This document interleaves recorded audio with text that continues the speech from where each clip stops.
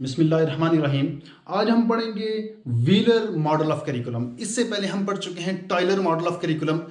Tyler model में चंद improvement करने के बाद व्हीलर मॉडल को डेवलप किया गया 1967 में। अब जो व्हीलर मॉडल है, व्हीलर मॉडल को साइक्लिक मॉडल भी कहते हैं। क्यों?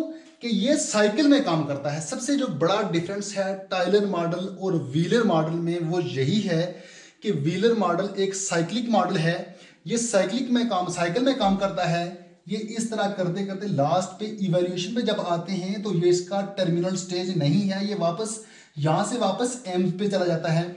जबकि जो टाइलर मॉडल था उसमें क्या था, वो एक लीनियर मॉडल था। वह स्टेज 1, फिर उसके बाद स्टेज 2, फिर उसके बाद स्टेज 3, फिर स्टेज 4।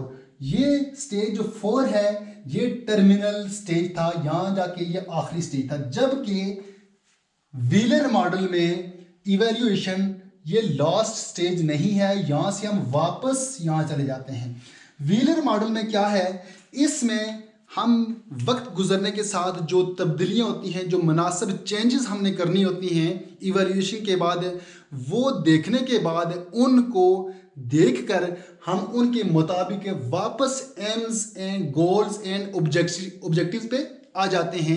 यानी कंटिन्यूस प्रोसेस है ये। इसमें जो चेंजेस हैं ये मुसलसल होती रहती हैं। अब देखते हैं कि व्हीलर मॉडल क्या है। जिस तरह हमने आपको बताया था कि टाइलर मॉडल 5-4 क्वेश्चंस के इर्द गिर्द घूमता है, इसी तरह जो व्हीलर मॉडल है ये इन्हीं 5 क्वेश्चंस के इर्द गिर्द घूमता है, बाकी इसमें कुछ भी नहीं है। अब हम देखते हैं कि वो क्वेश्चंस के इर्द गिर्द कैसे घूमता है, उसमें क्या क्या चीज़ें आती हैं। यही जो क्वेश्चंस हैं उनकी शॉर्ट फॉर्म मैंने एक साइकिल में लिखी हुई है। इनको देख लेते हैं कि ये किस तरह से इस साइकिल में काम करता है। AIIMS, goals and objectives. Her school का कोई ना कोई मकसद होता है। वो डॉक्टर बनाना चाहता है, वो इंजीनियर बनाना चाहता है, वो टीचर्स बनाना चाहता है। तो उसके मुताबिक वो क्या करेगा, वो अपने एम्स, गोल्स एंड ऑब्जेक्टिव्स को सेट करेगा। उसके बाद क्या होगा, सिलेक्शन ऑफ लर्निंग एक्सपीरियंसेस। कोई बच्चा डॉक्टर बनना चाहता है, कोई बच्चा टीचर बनना चाहता है, कोई बच्चा इंजीनियर बनना चाहता है, तो उनके मुताबिक उनको एक्सपीरियंस दिया जाता है। तो उन एक्सपीरियंस को स्टूडेंट्स को देखते हुए सिलेक्ट किया जाता है। फिर उसके बाद selection of content. Selection of content में क्या है कि हमने कंटेंट को सिलेक्ट करना है। उसके बाद हम आते हैं organization and integration of learning experiences. हमने जो लर्निंग एक्सपीरियंसेस सिलेक्ट किए थे उनको हम यहाँ ऑर्गेनाइज करेंगे, एक तरतीब देंगे। उसके बाद फिफ्थ जो स्टेज है, फिफ्थ स्टेज में आके हम उसकी इवैल्यूएशन करेंगे। और इवैल्यूएशन करने के बाद हमें पता चलेगा कि हमारे जो एम्स, गोल्स एंड ऑब्जेक्टिव्स थे वो कहाँ तक अचीव हुए, हमारा जो प्रोसेस है वो किस तरह का है, हमारे जो भी मिस्टेक्स हैं, जो भी प्रॉब्लम्स हैं, वो इवैल्यूएशन में सामने आ जाएगी। और उसके बाद हम क्या करेंगे, उन प्रॉब्लम्स को, उन चीज़ों को देखते हुए हम कुछ चेंजेस करेंगे।